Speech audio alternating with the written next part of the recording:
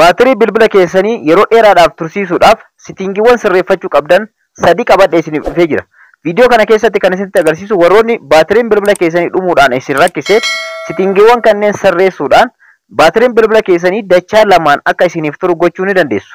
Settingiiwwan kanneen akkaataa ittiin sirreeffatanii fi akkamitti sirreeffachuu akka dandeessan viidiyoo kana keessatti kan isinitti agarsiisu ta'a. Keessattuu baatiriin bilbila keessanii dhumuudhaan warroonni isin rakkise furmaata isiniif ta'a waan ta'eef viidiyoo kana hanga dhumaatti daawwachuudhaan irraa fayyadamuu ni dandeessan. Baatirii bilbila keessanii dachaa lamaan tursiisuudhaaf settingiiwwan sirreeffachuu qabdan sadi viidiyoo kana keessatti ni ilaalla. Nageenya isin daganne. Assalaamu alaykum warahmatullahi wabarakaatu. Ashama harka fuunee akkam jirtan dhaggeeffattoonni YouTube chaanaalii Soofuma Rappe bakkuma jirtanitti nageenyi kan koo kan jaalladhu.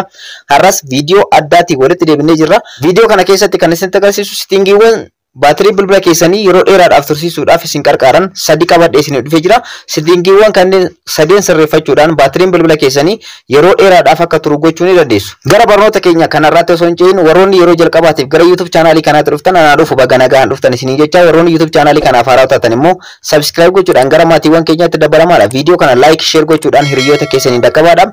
Daayi amma gara barnootaatti. Duraan dursitanii dhaggeeffattoota kan koo warroonni viidiyoo kana daawwachaa jirtan duraan dursitanii bilbila keessan irratti VPN bilbila keessan irratti argamu on godhadhaadha. VPN kana on godhachuun anaaf faayidaa guddaa qaba waan ta'eef anas ni qarqaartu. Sababni isaas VPN bilbila keessanii on yeroo godhatanitti qarqaarsa guddaadha anaaf. VPN bilbila keessan irratti argamu on godhachuun tokkoffaa viidiyoo kana saffisaan daawwachuudhaaf qulqullinaan daawwachuudhaaf isin qarqaara. Lammaffaa immoo anaafis faayidaa guddaa naaf kennita waan ta'eef karaa ittiin ana support gootan keessaa tokko VPN bilbila keessanii on godhachuudha waan ta'eef VPN bilbila keessanii on godhachuudhaan viidiyoo kana eegalaadha. Amma gara barnootichaatti. Baatirii bilbila keessanii qusachuudhaaf settingiiwwan sirreeffachuu qabdan sadi. Tokkoffaa jalqaba gara settingii bilbila keessaniitti ni seentu yookaan immoo iskiriinii bilbila keessanii akkana qaqqabuudhaan gad harkisuudhaan settingii bilbila keessanii keessa ni seentu. Ergasii immoo akkana keessa gad dhufuudhaan dhaggeeffata kan koo gara dakaa kana erga dhuftanii booda baatirii in the device care kan jedhu ni argama. Bilbila tokko tokko irratti immoo baatirii kan jedhu qofatti argama. Settingiin kun bilbila irraa bilbilatti garaagarummaa waan qabuuf baatirii in the device care kan jedhu keessa seenaa. Ergasii immoo dhaggeeffata kan koo jalqaba irratti kan argatta baatirii kan jedhu kanarratti kilik godhaa. Itti aansuudhaan immoo dhaggeeffata kan koo background usage limits kan jedhu kanarratti kilik gochuudhaan ergasii immoo put unused apps to sleep kan jedhu kana tongilii kana on godhadhaadha.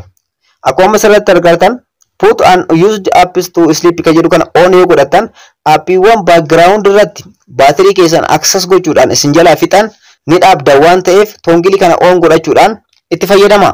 Lammaffaa settingii lammaffaa irratti sirreeffattan immoo dhaggeeffata kan koo bilbila keessan irratti bakka itti namaaf bilbiltan yookaan immoo aappii foon jedhamtu kana irra inni seentu bakka itti namaaf bilbiltan jechuudha. Ergasii immoo akka iskiriinii irratti isiniif barreesse kanatti koodii kana ni barreessitanii urjii maslaalii 99 duwwaa duwwaa ergasii immoo maslaalii jettan. Ergasii gara settingii kanaatti isin fudhata akkana keessa gad dhufuudhaan gara dhumaa irratti jechuudha. Baatirii status reset kan jettu ni argamti. Baatirii status reset kan jettu kanarratti kilik gochuudhaan baatirii bilbila keessanii reset gochuudhaan baatiriin keessan dachaadhaan akka yeroo dheeraadhaaf isiniif turu gochuu ni dandeessu. Sadaffaa irratti kan isinitti agarsiisu gara settingii bilbila keessaniitti ni seentu yookaan immoo bilbila keessan akkana qaqqabdanii harkisuudhaan settingii bilbila keessanii keessa ni seentu. Ergasii immoo gara dhumaa irra ni dhuftu jechuudha. Gara dhumaa irra erga dhuftanii booda immoo accessibility kan jettu keessa ni seentu. Itti aansuudhaan immoo dhaggeeffata kan koo akkana keessa gad dhufuudhaan advanced settings kan jettu ni argamti. Advanced settings kan jettu kana keessa ni seentu. Itti aansuudhaan immoo dhaggeeffata kan koo flash notification kan jettu kanarratti kilik gootu. Ergasii immoo settingiiwwan lama argattu akkuma asirratti argattan. Tokkoffaa kaameraa flash notification yoo ta'u lammaffaan immoo screen flash notificationidha. Kan jalqabaa kaameraa keessanitti yoo fayyadamtan flashii akka itti fayyadamtaniif kan isin qarqaarudha. Inni kun on tahee yoo kan argamu ta'e isa kana yeroo hundayyuu ofirraa off godhaa. Lammaffaan immoo screen bilbila keessanii irratti notification yoo isin dhufu inni kun yeroo message adda addaa appoota adda addaa irraa isin dhaqqabu jechuudha. Flashiin bilbila keessan irratti ni ifa. Bilbilli keessan flashiidhaan ni ifa.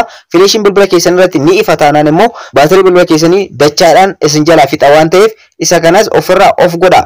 Settingiiwwan kunniin lamaaniyyuu flashiidhaan kan wal qabate waan ta'eef yookaan immoo ifa bilbila keessan irratti isin fida. Inni jalqabaa kaameratti yeroo fayyadamtan bilbila keessan akka ifu taasisa.